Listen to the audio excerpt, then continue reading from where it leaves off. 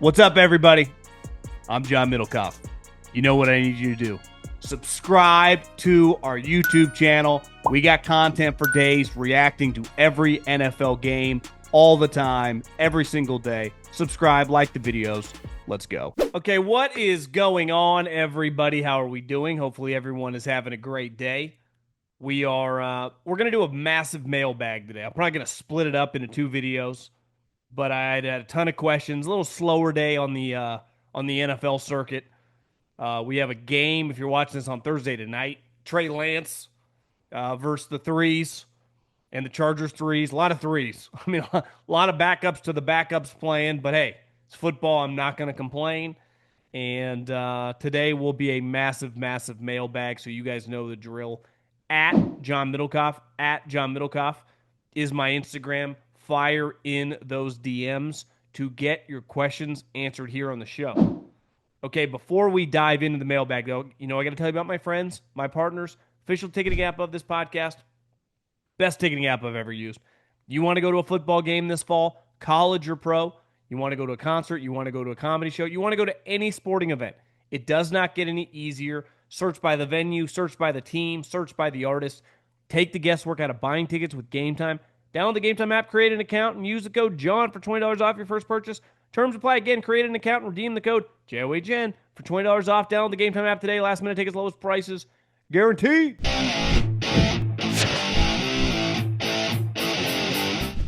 Okay, let's start with this question. Zac Taylor. He's entering his seventh season as the coach of the Cincinnati Bengals. His record, if you include the playoffs, is 51, 54, and 1. What's the bare minimum he needs to achieve to ensure he returns in 26? It's a good question. I watched an interview of Shamar Stewart's agent with some local podcasters, it looked like. It actually made the Bengals look a lot better. This guy's an idiot. I mean, I can't even imagine negotiating with this individual. Obviously, he lost because he was negotiating something that is slotted. I just can't even. You got to look it up yourself. I think his name's like Zach Hiller or something. I actually sided with Mike Brown when watching this, and Shamar Stewart's obviously at practice now and on the team. We got Trey Hendrickson back, hold in. Nothing's changed. Mike Brown is like not budging in these negotiations, but there's a lot going on with the Bengals. Ton of pressure on this team. Obviously, the quarterback is a star, so anytime you have a star quarterback, not making the playoffs is a fireable offense. And I think if they were to miss the playoffs again, I think he's a 100% lock to get fired. Now, can they make the playoffs as a wild card and be one and done and him keep the job? It happened to Marvin Lewis for a long, long time. He made the playoffs, would lose in the first round, and kept his job forever. So I wouldn't say he'd be a lock to be fired. Would he get an extension? I don't know. There's a lot on the line this year with this team. He just hires Al Golden from Penn State. The offense clearly wasn't the issue last year, so can the offense just maintain and their defense be better? And you would think they're going to win double-digit games. But I don't know. I mean, it's hard to get a feel for how this organization works. My IQ keeps growing with every time I tune in. Must have a low IQ. Just kidding. Grew up in Green Bay and still a big Rodgers fan. I had an epiphany the other day when thinking about the greatest quarterbacks to ever play the game. All of the all-time greats had Hall of Fame coaches in their prime. Brady, Belichick, Mahomes, Reid, Montana Walsh, Breeze, Peyton, Manning, on and on and on. McCarthy was a great offensive coach, but he's not a Hall of Famer. And LaFleur is another good offensive mind, but not even the best coach from the Shanahan tree. My question is, do you think Rodgers would have been more successful in the postseason with a Belichick or Reid in his prime? I think it's fair to assume that after they won the Super, because they won the Super Bowl, right, in 2010, but then their teams were healthier, were better in years moving forward. And I do think it's fair to say that they get over the hump in how many NFC Championship games they lose. They lost to Seattle. They lost to Tampa. They lost to the 49ers. They lost to, I think, Dallas is a really high seed. They lost to the Falcons, but that was a year they kind of made a run. They lost a lot of playoff games where you go, if they had a better coach, could that have been the difference? I mean, some of those McCarthy years, the defense was terrible when the Niners and Kaepernick ran all over him. Wasn't Rodgers' fault. But I do think it's fair to look at the LaFleur loss to Tampa was pretty bad at home. The loss to Seattle was pretty bad. So, yeah, I mean, I think it's fair to assume that if you gave Rodgers in the peak of his powers, those 4 or 5 years, I mean, when he was from like 2010 to 2015, 16, could they have won 2 or 3 Super Bowls if they had Belichick or Andy Reid or Bill Walsh? 100%. I think it's fair to ask yourself that question. Texans fan here, and you're a high IQ guy.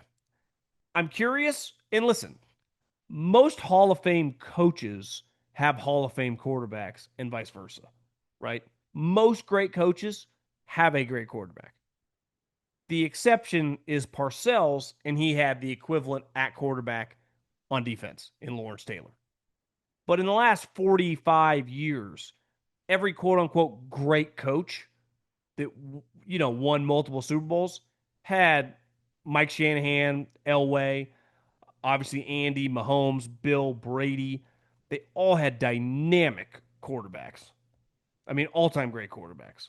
Shows you McCarthy, you could argue, underachieved. And I think his Dallas kind of run, McCarthy's solid. McCarthy is not bad. But like, at what level would you rate him being really good? I mean, there is a cutoff where you're like, yeah, I wouldn't put him above 10 of these guys. Texans fan, I'm curious how you should go about handling their upcoming cap situation with CJ and Will Anderson due to extensions, and now we know both are top 5 picks in the same draft class. I think I've already answered this question. I did a couple weeks ago.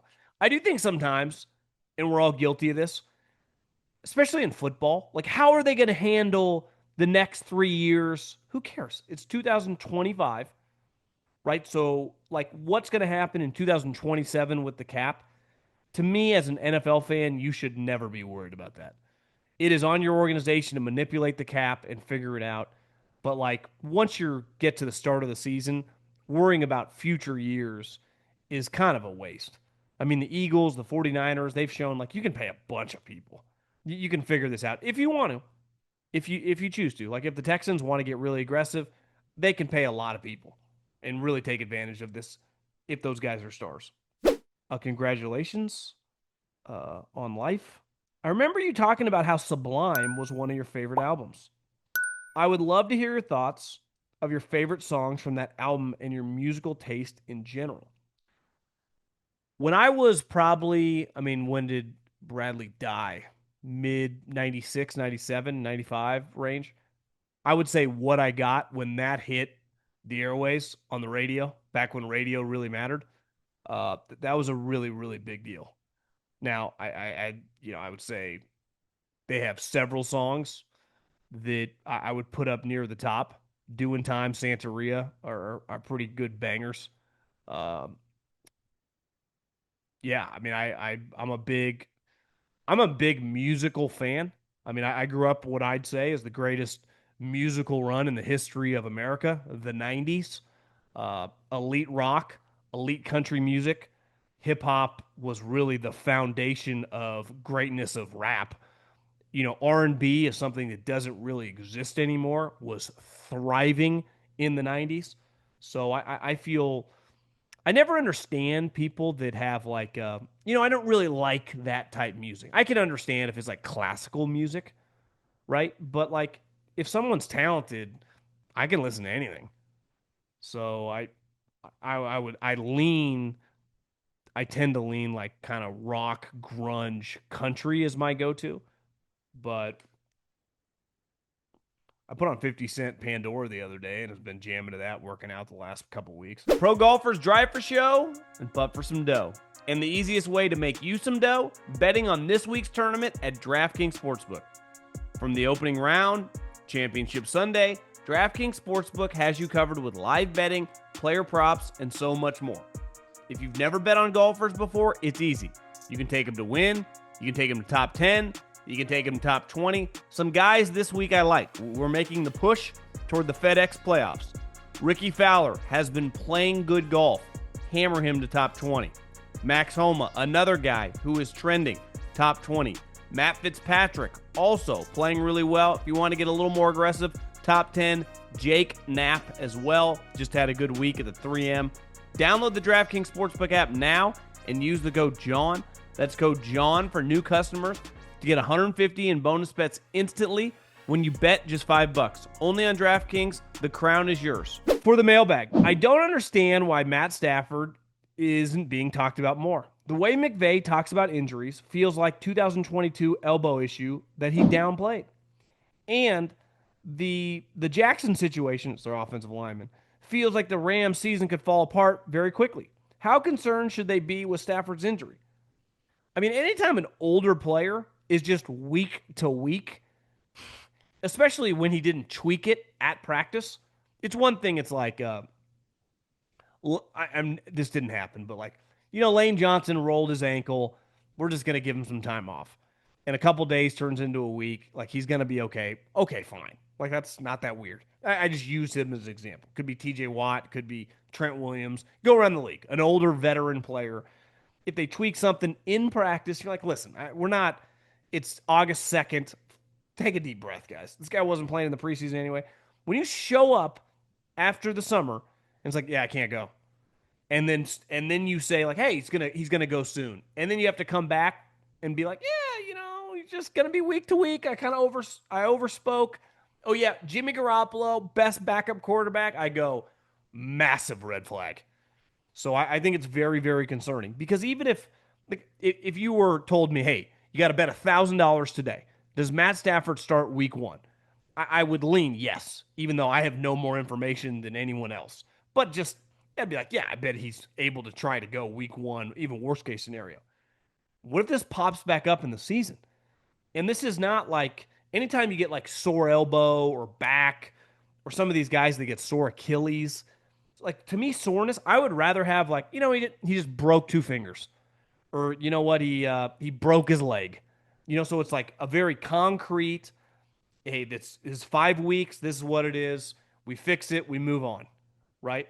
Hey, he broke his clavicle. Stuff like that sucks, but it's like, okay, I can see the light at the end of the tunnel. When it's like, yeah, his knees just really sore. It's like his Achilles are really sore. That's what I heard with McCaffrey. Achilles. And then all of a sudden, it's like he played 3 games in the season. It's like, what the hell just happened? So that type of stuff makes me nervous. And I'm trust me, I want the Niners to win the division. But like, I enjoy the Rams being good, and I want to see Stafford play. I really like watching him play. And I want the Rams to be a playoff factor as well. Like I don't root against their situation. I'm a big McVay fan, but I am very concerned. Like I was gonna bet on the Niners to win the division anyway. Obviously, the value actually is probably with the Cardinals in Seattle, but have a hard time pulling the trigger on that. Though my guy John Schneider, fan of the pod, frequent guest. No, he's been a guest one time. He got an extension, so congrats to him. Mailbag. When do you think players improve the most? Is it during the offseason, training camp, or during the season? Well, I don't think you can really improve during when you say the off season. Like, I was taught, and I do believe this guy's got to improve his strength. It's like guys usually don't get stronger. They might get weight stronger. Maybe instead of benching this or squatting this, they now added 50, 75 pounds. But that doesn't equate like an offensive lineman or a defensive lineman's strength when they're at Georgia, Alabama, USC. In like 5 years, they're usually not really like they couldn't shove guys then, and now they're shoving guys. So to me, sometimes the weight room training stuff is a little overrated. Obviously, you got to stay in shape. I think where you really improve is from year 1, where you're just drinking out of a fire hose. You get drafted, you try to learn the plays. If you're playing, you're just trying to survive, get in shape. A lot's going on. Think how much easier, and this is relatable in any one of our jobs, whatever you do for a living, once you've been doing it for a while, you become much more comfortable. You don't have to think as much, whether it's just like, where do I go to lunch? Where, I don't need to be there today. I really need to take care of this. And when you're new to a job, when you're new to a situation, especially a pressure-packed one, it's a lot going on. Well, by year 2, you don't have to worry about all these things because they just become second nature. Where you live, the route to the practice facility, what it's like to get ready for a game week, how a game plan works in the NFL, different from how you did in college. So you can just play football instead of thinking and playing football. So the game, in theory, should slow down a lot for you as a second year guy. And you can just quote unquote play fast. And you, especially if a coach is, a position coach, a defensive coordinator, your offensive coordinator is returning, you have all the information. Like you already kind of know the answers to the test that they're going to give you. So think how much easier training camp is when it's like, we're installing our plays. Well, if I'm Jalen Carter, it's like, well, I know the plays with Vic Fangio. So I can just play. So it's really just on me to be in shape, stay healthy, and boom, I should be able to kick ass because I know exactly what they're going to ask me to do. And then just figure out how do I adjust from my opponents. So I think most people in the league would tell you the biggest jump would be from year one to year two because it's just way easier in terms of all the external stuff that were a huge factor in year one are just more second nature. And then I think you should always be improving, right? Whether that's, I think the percentage becomes smaller and it's more of like an incremental gain year three to year four, year five to year six. But I think if you got with like Devontae Adams right now, or you got with, some of these older players, Tyrann Mathieu before he retired, he's like, I can always improve on little things. But I think your greatest jump is probably early in your career. So why most guys, like Jason Kelsey is a huge outlier, a guy that didn't start making Pro Bowls and All Pros till he was like 5 or 6 years into the league. Most guys really establish themselves in the first couple years of their career, year two or year three. And sometimes it's year three as well. Depending on the team, are you playing? Are you on the roster? Are you on the practice squad? Because if you're on the practice squad or you're a backup, you're not getting a lot of reps once the season starts. So if you're not playing that much, if you're just like a special teams guy, you actually are probably doing scout team reps. So you probably not as improving as much. Like when I was at Fresno State, Coach Hill on Sunday nights would take all the guys redshirting and everyone on the big roster that doesn't really play or is a backup, and they would have full on scrimmages. So like in college football, you play on Saturday. I don't even know if it's allowed anymore. And on Sunday night, after basically you don't really have a practice in college football on Sunday. You sometimes you just run gassers to get the like the lactic acid and the soreness, and they'd have a lift. But they would pad up basically the 20, 30 guys redshirting, and then maybe 15 more, 20 more that are on the big roster, but they don't really play. And then they would just play a scrimmage. I forget how many plays it would be, but it would like you would get to work on it because that guy, once the season's going, doesn't really get to work on his craft, which that definitely does not happen in the NFL. So it's hard to improve. That's why in college, spring practice is in pads. So you can take huge jumps. You can only take so many jumps in the pros in OTAs, which I think most of these coaches, I think if you got Andy Reid or Pete Carroll or some of these guys, they would say what OTAs have become is just like a mental walkthrough. Expectations for each team change each season. Success can vary a lot depending from the perspective that we look at it. Making the playoffs as the 4th seed and winning a wild card game before being bounced in the divisional round would be great for the Chargers or the Broncos. The Chiefs would see that as a letdown. Similarly, each quarterback is held to different standards. My question is, how would you define success for each of the year 2 quarterbacks who started week 1 for their team? Williams, Daniels, and Nix. I would say for Caleb, it would be to establish himself as a really good player, right? And if he establishes him as a really good player, they should be a team above 500. Now, I think if Ben Johnson's first year, Caleb is just good. Let's say he throws 30 touchdowns, 10 picks, and they win 9 games. Like that would be a successful year. And it's like, okay, Caleb's a franchise quarterback. This guy's a really good player. Has some down moments, as any Patrick Mahomes has bad games, but has some games where you're like, oh shit, this guy can play. A couple big upsets throughout the year. I think for Nix and Daniels, I think it's fair to say the expectations, fair or not, is like, can Jayden Daniels compete to win the MVP? Patrick Mahomes won an MVP in his first year starting, which was year two. Lamar Jackson won the MVP in his second year. It's like, if he's going to be that great of a player, can he win the MVP? We were talking about that with CJ Stroud last year. It's like, is this guy going to win the MVP year two? And obviously did not. He didn't play very well last year. For me, Bo Nix, as a lot of Bronco fans will tell you, look at his stats. They're better or just as good as Jayden Daniels. They're going to play real teams this year. So it's like, can you beat some people that matter? Last year, as a lot of people have pointed out, I don't think they beat that many good teams. So it's like, can he outplay Justin Herbert? Obviously, Joe Burrow. I'm looking at their schedule. Jalen Hurts, Dak Prescott, C.J. Stroud, Jayden Daniels, Jordan Love. Their schedule is harder. Now, I think the Broncos are going to be pretty good. And if he's good and you have an elite defense, they're going to win 11, 12 games. Question for the bag. If you were GM right now and had to pick one quarterback to start your franchise with, would you rather have Cam Ward or Trevor Lawrence? I know you've never seen Cam play an NFL game, but we've also seen the highs and lows of Lawrence. It wouldn't even be a question for me. I'd take Cam Ward. I just don't think Trevor Lawrence is that good. Now, like you said, I don't know about Cam Ward, but I would 100% take especially, one thing you got to do, I'm getting a guy on a rookie quarterback, on a rookie contract. So if it does fail in a couple years, 3 years, I can pivot out of it. Trevor Lawrence, you gave $200 million to. I wouldn't even hesitate. The unknown of Cam Ward is dramatically better than the known from what we've seen of Trevor Lawrence. I can't imagine there'd be many GMs in the league that would. You got to factor in the contract.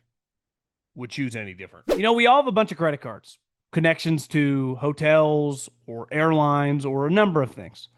And I don't think we realize that those points and miles, they lose value when they collect dust. So think about this, a credit card with rewards that actually grows. Introducing the Gemini credit card. And with this credit card, you can earn Bitcoin or one of over 50 other cryptos instantly with no annual fee. So every time you go to the grocery store, you go to the gas station, you go out for a night on the town, you earn instant rewards deposited straight into your account. Plus, sign up now for a $200 Bitcoin bonus to kickstart your rewards. Go to Gemini.com/John to learn more and start earning today. Terms apply. Again, visit Gemini.com/JOHN now. Terms apply. The Gemini credit card is issued by WebBank. In order to qualify for the intro $200 crypto bonus, your application must be approved by June 30th, 2025. And spend $3,000 your first 90 days. Terms apply. Some exclusions apply to instant rewards in which rewards are deposited when the transaction posts. This content is not investment advice, and trading crypto involves risks. For more details on rates, fees, and other Gemini credit card terms, see rates and fees. Go to Gemini.com/John, John, to learn more and start earning today. Haven't missed a show in 2+ years. God, I like this guy. Jared. Question. Couple rookie running backs I'm excited about. Henderson, Hampton, Harvey. Do you have a favorite out of that group to make the biggest impact this year? How do you see contributing in the run and the pass game? Topic suggestion. It is always difficult to know how college players translate to the NFL. Big names don't pan out unless recognized names are studs. Who is one rookie, second-year player from each team or division that you or your buddies around the league think could make a big impact this year? I think this is the hard thing on your topic suggestion. One thing I've learned over the last 15 years of being around the NFL, going to these practices, just talking about this league for a living, is I don't get that excited, or beside, first round picks, but I have seen so much hype on a third rounder, and by the end of camp, an undrafted free agent is way better than that guy. And I think the underrated part is most people don't put that much stock in 6th, 7th, and undrafted free agents. And every single year on the majority of teams, those guys not only make teams, they end up starting, they end up becoming good players. So it's honestly impossible to even guess. So honestly, I don't really talk about most guys not drafted in the top like 50 until the season starts because I got no clue. It's a complete guess. I know it's kind of a fun exercise, but I don't follow the draft close enough to even take educated guesses on fifth, sixth, seventh rounders. I would say this. I don't know how good the Patriots offense is going to be. Henderson's a home run hitter. I read something, Josh McDaniels, I don't know if this was AI or fake, but I kind of believed it that after he got fired from the Raiders, he like found a deep spiritual, he found God or something. Again, could be fake, but like kind of tried to change his personality because for the second time in his career becoming a head coach, everyone hated him. And like, watch out. He thinks his offense is going to be pretty dynamic this year. I don't know how great their offensive line is going to be. I think the other two guys, uh, Najee Harris, did he blow out his eyeball? I mean, I know they tried, and his agent, who I know, Doug, tried to underplay, like, hey, it's not that serious. It's clearly pretty serious. He can't practice, and I think he's a great unknown. Now, I've always thought Najee as a player, and I followed him since high school, and I was really excited when he went to Alabama. I think it's easy to be like, oh, the Steelers. I think he's a little overrated in terms of a guy that was drafted in the first round. I think if you could redo a draft, he's like a third round pick. So Hampton was going to start over him regardless. Now that he's not even going to be a factor, who's he even splitting carries with? Assuming that, who knows, maybe Najee can't really, maybe he starts the season on pup. So I think Harbaugh would ride Hampton like Secretariat, and their offensive line has two sweet tackles, a sweet guard. I would think Hampton's going to be really good. I was watching Sean Payton's press conference for some reason. It comes up on my YouTube feed, Sean Payton, all the time. He had a comment, would have been like Tuesday. He's like, RJ Hampton busted out, or not RJ Hampton, but RJ Harvey had a run in practice where he's like, we kind of looked at each other. And he's either talking about the quarterback coach or, his offensive coordinator or whatever. I know Sean's technically the offensive coordinator, but one of his other coaches, like, holy shit. So, two things. Harbaugh and Sean Payton, like, the team's there, baby. Like, they're in complete control. And Harbaugh drafted this guy in the first round to play running back. And Sean Payton drafted this guy. Where was RJ taken? The second round. Clearly loves the player. I think both those two guys, if you're into fantasy football, if you're gambling this year on like prop bets, those guys have hard ons for those two guys. So Harbaugh loves to run the football. He just drafted a guy in the first round. And Sean Payton talks about this guy like he fucking loves him. He talked about him when they drafted him. Huge fan. I've been a big fan of Colin the past 20 years, and I found you through his podcast. I'm curious if you could give any insight into his obsession with the WNBA. I'm a huge sports fan, and I've never met one person who has ever watched a WNBA game. He never talks about hockey or golf, and rarely baseball because he says that people don't listen for those sports, but he talks WNBA almost daily. The Tiger Woods and Caitlin Clark comparisons are ludicrous. Where I agree with that. It's like, now that she's injured, she is, where they are fair is she is a transcendent name that took a sport that didn't have as many eyeballs and created. I mean, they had 100,000 people watching. A couple years ago in her draft, I think like 3 or 4 million people watched. So Colin does a television show, and I'm just curious if he's trying to buy a WNBA team or another reason. He has the metrics of who's listening and who's not listening. So when you turn on these television shows and people are talking about the Cowboys and people are talking about LeBron, they're not doing it randomly. They have all the metrics. The reason they've never talked about the WNBA is because absolutely no one gave a shit. And do you know what Caitlin Clark has done? I've probably watched in her WNBA career, I mean, start to finish, one of her games, but I feel like I follow her career relatively closely. Like I know what's going on with her.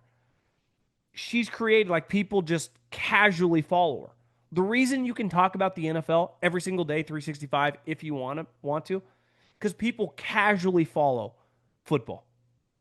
Like LeBron James or Steph Curry. I don't have to watch LeBron James play a game in basketball. Like I don't watch that many Laker games, right, throughout the course of the season. But like if something happens to him, people casually follow LeBron James. They kind of know why, because he's like this really famous guy. And that's what she became.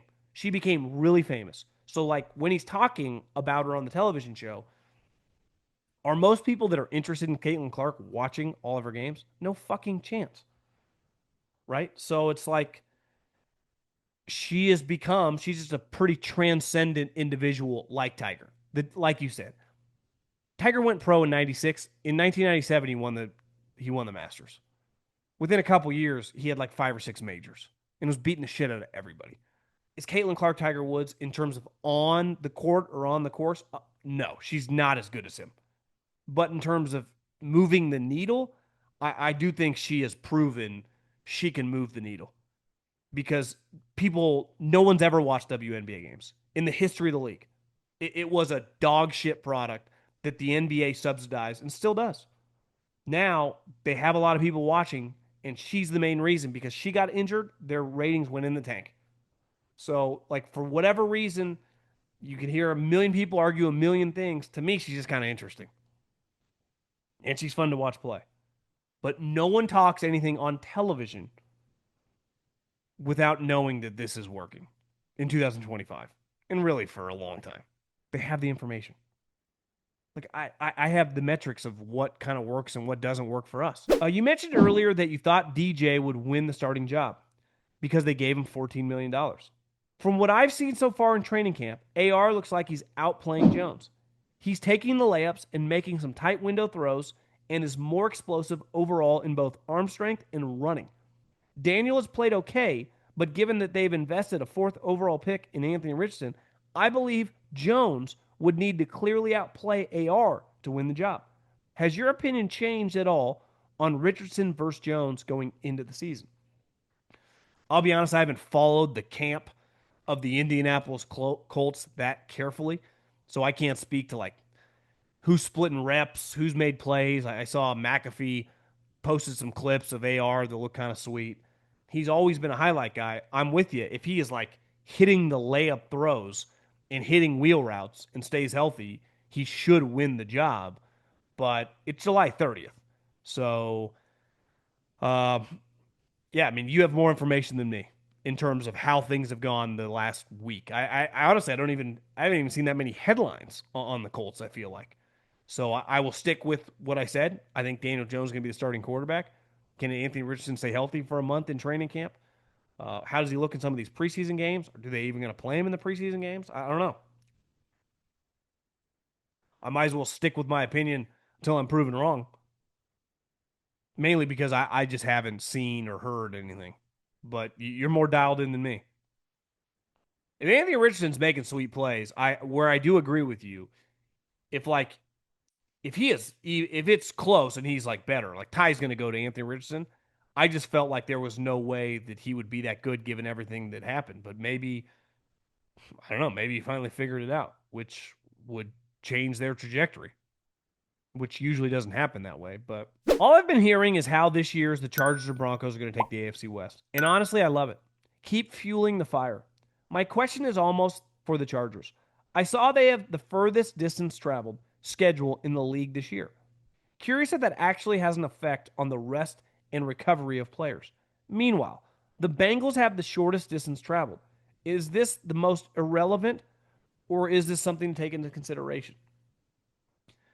I do think if you looked at the history of travel, most teams that are on the coasts, right? If you're the Dallas Cowboys are never going to lead the league in travel.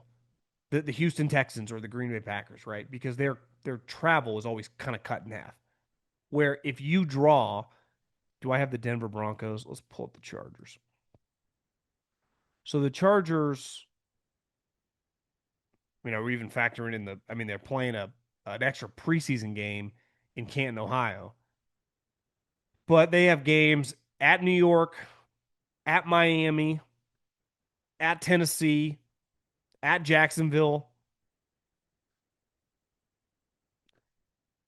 Yeah, I mean, it's just when you play certain divisions, you just have to travel a little bit farther. So they drew the East, and two of their games are the Giants and the Cowboys, which isn't terrible. Listen, I think it can be a little overrated on the aggregate, right?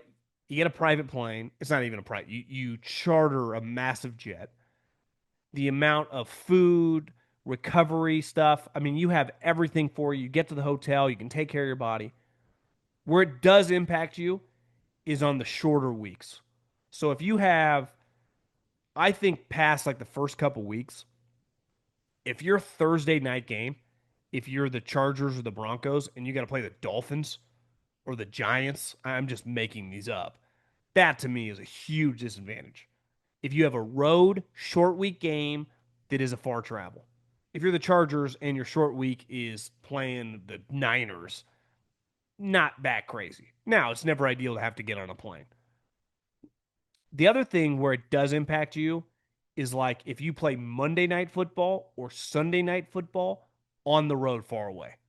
That to me is more if you have a 10 a.m. kickoff and you're the Chargers against, like, let's see how their schedule starts.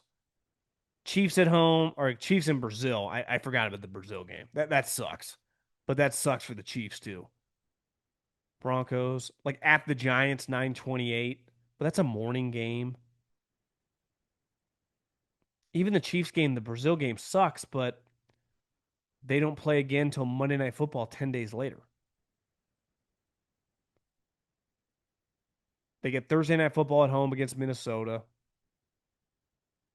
They get the Steelers Sunday Night Football, but that's at home. They get the Eagles Monday Night Football, but that's at home. They have a lot of 11 o'clock kickoffs. I guess Mountain Time, 10 o'clock. Like they have a lot of morning kickoffs. In Arizona, we go from 10 to 11. It's kind of weird. Okay, congrats on the kid. Well, I don't have the kid yet, but the kid's growing by the day. Maria showed me a picture of what the kid, my son, looks like today. So he's a growing boy. Not the actual picture from the ultrasound, but like a computer version of like how big he is. I have a 6-month-old son, and it's a great honor making him a Cleveland Brown fan and having a full life of pain. My question: with your son, are you going to let him pick his own teams, or will you influence him to a certain team?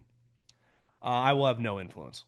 He can root for and watch whoever he wants. Who knows? Maybe listen. What if he doesn't like sports? What if sports aren't part of his world? He can do whatever he wants. Now, if he ends up watching a lot of games with me, which I'm sure he will do, I'm sure he'll gravitate to someone. But one thing about like the way I grew up, loving the Niners and the Giants, is I lived in Northern California. So I would go to Giants games. I went to Candlestick to watch Barry Bonds and Matt Williams play baseball in 1993 and 1995 and 1996, right? Before they ever built Oracle. I never went to a 49er game as a kid, but there wasn't a human being that I was around that wasn't watching Steve Young and Jerry Rice when I was kind of coming into my own at 9, 10, 11 years old. So my son is going to grow up in Arizona. So who knows? I mean, the impact of the teams is he going to like the Cardinals? I hope not. But what if he likes Cowboys?